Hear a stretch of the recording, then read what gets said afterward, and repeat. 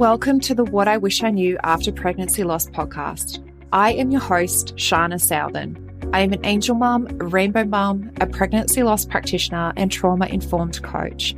I created the Institute of Healing Through Pregnancy Loss out of my own experience with loss in the hopes to provide understanding and healing, educating people on pregnancy loss, and creating more women or men in trained support roles.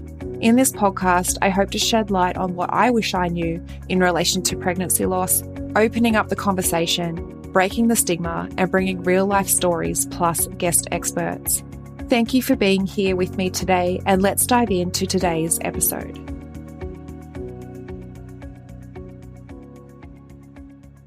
Hello, beautiful souls. Today's episode is part 2 of a 2-part podcast episode.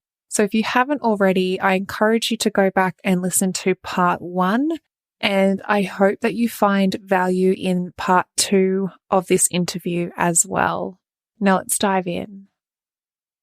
I always say that we've had to go through probably one of the hardest times in our life alone, even though there might have been, like, you might have had a supportive family, but essentially in the grander scheme of things, it feels isolating because the medical system doesn't support you, society doesn't support you. There's not a lot of people that you can talk to or you feel like you can talk to because they just don't get it. Just because we've had to go through all of that alone doesn't mean we have to go through our healing alone too. And like you said, you know, the healing journey does start also when we can find that safe person on the outside of us that can support us through that can hold our hands, that can be that safety net.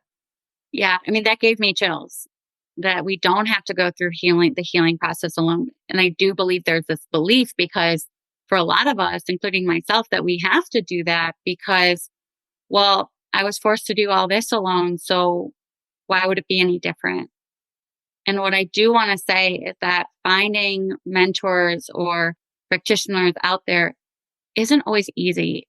It's not just the thing where you snap your fingers and this miraculous therapist arrives. And another important aspect is someone might have all the training in the world, but it doesn't necessarily mean that you'll feel safe with them, that you'll feel that they understand you, that they give you space, that they give you empathy, that they give you support. So I definitely tried to find some therapists and I'm like, well, I'm only going to look for therapists with over 25 years. And because I know, quote, this is my thoughts. I'm not saying this is accurate because I know what to look for and because I know what trainings are the best. And I'll be honest, when I did that, they couldn't relate to me. I had people shame me for my experience. I had people victim blame me. And these were therapists with 25 years of experience. And so what I will say is that just because someone has X amount of years does not mean that they're going to hear you or be there for you more than someone with 2 years or 5 years. So that can feel frustrating because it's like, okay, well, I know that they're more experienced and so they're going to be better. So one thing that I always recommend is that a lot of therapists do consultations, free 15-minute consultation. And so you can get a little bit of a vibe of, oh, just in that 15 minutes. And of course, that is not a holistic picture of who someone is or how your relationship will be. But just in that 15 minutes where you don't have to pay any money, you can be behind a phone.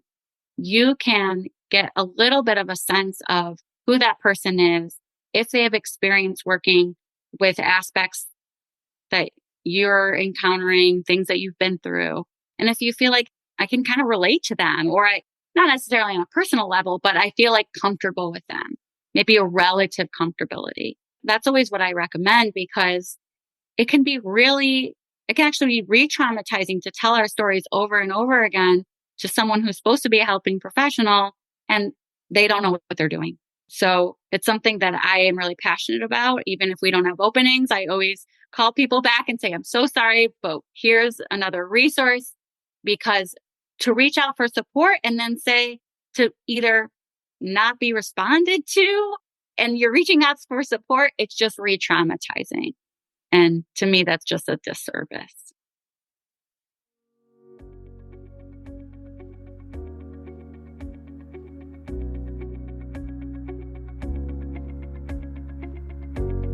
1 in 4 pregnancies will result in miscarriage.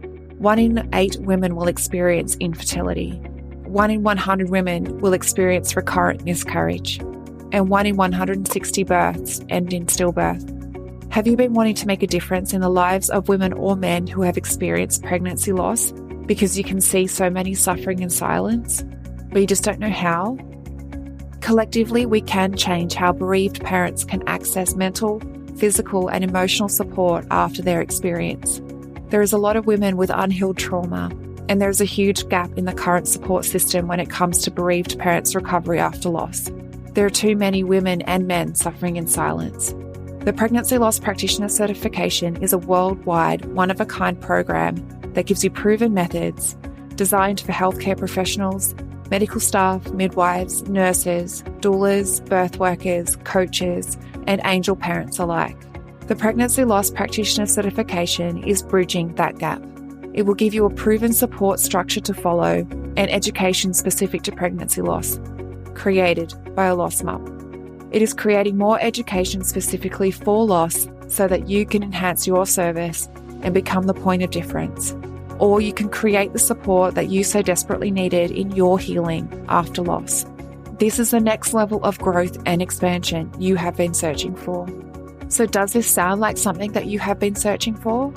Let's explore this more together. You can head to the episode show notes where you'll find the program application, or direct message me on Instagram and let's open up the conversation in how you can use this education.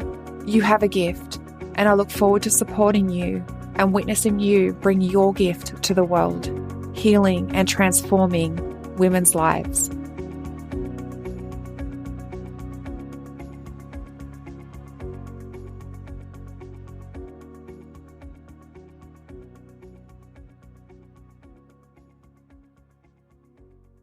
That is important to note as well, finding the right person for you. And to also know that not everyone is going to be suited for you. So, I don't know, I'm talking to you as a female. So if there's any males listening in at any point, I'm sorry, but it's like trying to find the right bra. Not everyone is going to fit right and to make you feel good. So, and it could be that you've spent hundreds and hundreds on like getting fitted properly by a fitting specialist, and then they recommend this bra and you're just like, yeah, I like it, but it doesn't feel good. Like when I wear it, it doesn't feel good. And then you go and buy a cheaper one at a more like a generalized department store, and that fits perfect and it makes you feel good and it's comfortable and it's supportive. So it's not to say that, like you said, the person that you thought would be the most supportive wasn't actually the one for you. I've heard women say it to me before, you know, going to see someone to help them and then like, oh, but I actually I'm not getting anything out of it, or I don't actually get along with them, but I'm going back to them because I've got these, you know, I've got a referral to them, or, you know, I've paid for sessions. So they keep going back. Like it's not your only option. You don't have to keep going back. You don't have to keep going to the person that's not supporting you or that isn't giving you the results that you want. You can keep looking and you can keep trying to find that person that you said you have that relative comfortability with, like the person that you're like, oh, actually, it's not so hard to talk to this person. I feel comfortable with them. And they are out there. And even through what I've created, I'm hoping that I can create some more practitioners that can be that support for others, because there's just not enough. There's not enough support. So yeah, it's essentially why I created the practitioner program, because I was like, I need to create more of these people that can do that can hold space, that can really deeply get you and know that you're speaking to someone that actually understands you. Yeah, if the person that you're seeing, if you are seeing someone right now and that's not suiting you, it's not working for you, keep your options open. Look out for someone if there's anyone else that you could potentially help you. Yeah. And that is part of listening to our bodies. If our bodies are saying, oh, this just doesn't feel right, like we love the bra analogy, or it could be any piece of clothing, right? It just doesn't feel right. And so the reality is we can override that urge and say, oh, well, this is the best store and it should fit. And everybody else got their bra from this store. And maybe that's not right for us. And that doesn't mean that there's something wrong with me. And that's the extra piece. It's just because I don't get the bra from, I don't know, whatever bra store. A high-end place. Yeah. Right. A high end, right? Doesn't mean that there's something wrong with me. And we talk about this concept of meaning making in somatic therapy about there's this aspect of even meaning making in the bra we have, right? We're going to use this example, right? So what bra do I have? What size bra do I have? What color? And then we create a meaning out of it. Well, if I have this size or this color or from this store, I'm X, I'm not okay. And that's just a meaning that we've made. And so can we get curious about the meaning that we've made from that and maybe just focus on, but I really like this bra. And how does it feel in my body? I can like move around in it. Like the other day I was working with someone and I'm sure everybody can relate regardless of their gender, sex, orientation of my pants. Their pants were a little tight and they noticed it in session. And they were like, my pants feel like really tight. And I was like, okay, like, yeah, what is it like to notice that your pants kind of feel tight right now? And they're like, oh, I don't like it. I feel restricted. And then they thought of this and they realized, oh my gosh, can I say this? They said, can I unbutton my pants? Right? Not take off their pants, right? But unbutton their pants. And I said, of course. Right? So they unbuttoned their pants and it was like this whole opening, this whole spaciousness of they were then able to be what I say 1% more comfortable. And when we're 1% more comfortable or a little bit more comfortable, maybe we can actually create the space to heal. And so what are the conditions moment to moment for our nervous system to not work so hard? So if maybe I'm not in these tight pants, maybe I can unbutton them. Or maybe I'm in this like really nice flowy bra. Or maybe my, hair's not so tightly wound in a pony. Maybe those are conditions that to the outside world would be silly. Like, who cares if your hair's up or down but if that's going to create this sense of like, okay, now I'm like really focused on my hair and I don't like it and it feels tight. I don't know if anybody can relate to this, but when I have a tag in my shirt, I cannot focus on anything because it's like itchy and I just want to like cut it off. And so how am I supposed to do greater healing work when I have a tag stuck in my shirt? And that's kind of like what we're walking around with when we have trauma. It's like we have a billion tags stuck to us. And so that's what somatic work helps us do. Is like, what are the right conditions moment to moment so I don't have to work so hard? So I don't know about you, but when I have trauma, because I have trauma, that was a weird way of saying it. Because I have trauma, I feel like I have to work so hard. And what we try to do in somatic work is help us not work so hard, because how am I supposed to work so hard and then do healing work? That just sounds so exhausting and I'm already exhausted. So part of finding this right fit is about that. And it's not about you being pretentious or about you being picky. It's truly about this is the right conditions I need to heal. Oh, I love all of especially the tags, because I was like, in my head, I could picture out my nervous system with a million tags, because I'm the same. I cut tags off almost instantly if there's anything on me, because I know how annoying it is. But that's it. Like, we're walking around with this tag and we're willing to put up with it because it's not acceptable to actually seek help, or I have to figure it out on my own. I'll figure out these tags. I'll eventually get used to them, but then you don't. And then you end up like me. I was diagnosed with high functioning anxiety and depression. And I was like, how? Like, it's felt like two complete opposites, but that's what my body was doing. I was going into fight and flight and I was going into shutdown, fight and flight, shutdown. I was bouncing between fight and flight and shutdown. And now I have this, over the years, I've developed tools to support myself through that. And obviously had people on the outside of me to help me through that. But I have this low-lying hum of anxiety through my body, like every single day. And like you said, when you have that, it's exhausting your body already. So then how do you then be this person that shows up every day and does all of the things on top of that, because your body is already exhausted. It's already, tired. It's like, I don't know, it's our responsibility to actually go, you know what? No, there's something out there for me that I can support myself, and I can find this person on the outside of me that can help me start to release this, start to unwind how tightly my body is wound up, start to find, like you said, those 1% of like, how can you support yourself, just that 1% each day, and bring that bit of comfortableness to your body, to that bit of calm to your body. Yeah. And even if we start in this moment, if you're willing, only if you're willing, right? This is always invitational, and I'm going to do it too, is in this moment, I invite everybody to see if there's one thing we can do to make ourselves 1% more comfortable, and just notice what happens. What was that like? I've like less tension in my back.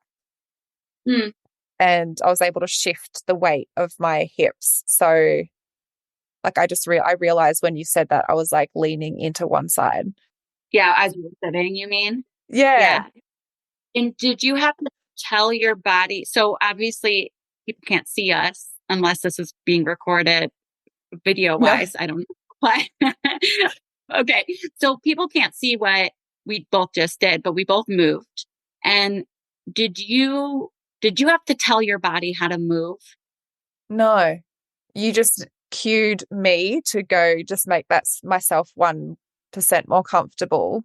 And I just did what I felt like I needed to do. I didn't specifically tell my body that I needed to stretch and shift my weight. Like I didn't mentally have to say it up. I just did it. Yeah. Yeah. Like you didn't say, oh, I noticed my hips. This wasn't a verbal dialogue. Oh, I noticed my hips are on level. So I'm going to move my leg and then move it this way and move it that way. Your body just did it. That's our innate capacity to heal. That's our innate capacity to move towards greater health.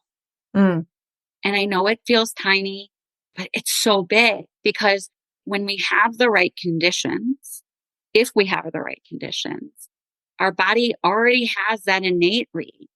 We don't have to create it. I don't have to tell you, you're sitting uneven. Can you move your leg this way? Can you stretch your back? You just did it. And I just naturally moved my neck. I kind of sat back in my chair a little bit more, but I didn't cognitively with my verbal voice tell myself, Sarah, move your arm, move your leg. And so that is a small but really powerful thing we can ask ourselves throughout the day. How can I make myself, if I'm willing, always if I'm willing, there's always consent involved in this, 1% more comfortable? And it doesn't matter where I am. I could be in my car. I could be on the metro. I could be at dinner. I could be sleeping. I could be in my bed. Because sometimes, I don't know about you all, but sometimes I realize like my foot's falling asleep and I just don't do anything about it. It's like, okay, or maybe I could do something about that. So where do I have choice? And the point is 1% more comfortable. I'm not saying that all your back pain is going to go away. You're never going to have tension anymore. I'm not saying that all the things, but what is potentially 1% or 0.5% or 0.25% more comfortable? It's a question we can get curious about. And if that felt too big, that's okay too. And noticing, oh, that felt really big for me. And we can get curious about how that felt really big for us, without maybe judging ourselves or making meaning that there's something wrong with me, that felt really hard. Maybe it's okay that we can get curious, and that tells us some really cool information. So that's where I'd like to start. And that's something we can implement. And that's trauma work. Trauma work doesn't have to be all terrible all the time. I actually laugh in some of my sessions, and my clients say, like, I don't know how I'm laughing. And we don't never laugh at the trauma. We don't laugh at the bad thing that happened. But part of this work is saying, like, maybe it doesn't all have to be so bad. That's some of the work I do. Yeah, it all doesn't have to be so heavy, because there is there is lightness in all of that too. And our body, to be human, is to experience the light and the dark, the heavy and the good. Like, again, we're putting labels on it, but the good and the bad emotions, the good and the bad sensations. So it's okay. Give yourself permission to feel, to give yourself permission to be curious, to do that thing that will make you just that little bit more comfortable. I love it. Love you. I love your work. On that note, where can people find you if they want to see more about what you do? Definitely. I have a website, embodiedwellnesstherapy.com. I'm also on Facebook, Instagram at Embodied Wellness Therapy. So hopefully you'll put that in the show notes so people don't have to frantically write it down. And I'm only able to see people in Michigan due to my licensure. But if you ever have questions, you want to find people who do somatic work, feel free to reach out. I always respond. So I'm not one of those people who just gets so bombarded that I can't even respond. I promise I'll respond and help get you to where hopefully you need to be. Yeah. Awesome. Thank you so much. Thank you so much for your time today and sharing all of your gems and your knowledge and your wealth of information. Thank you. I've really enjoyed speaking with you. And I think this topic is so important to reduce shame, gain support, know that you're not alone. Yeah, absolutely. Thank you so much. I've taken away a lot myself today, and it was such a good conversation. I love talking about all things healing, and yeah. You too. Thank you. Thank you so much, Sarah, for being a part of the What I Wish I Knew After Pregnancy Loss podcast. Thank you to all that have listened in. If this episode was valuable to you, I invite you to leave a review on Apple Podcasts, and I look forward to supporting you on the next episode.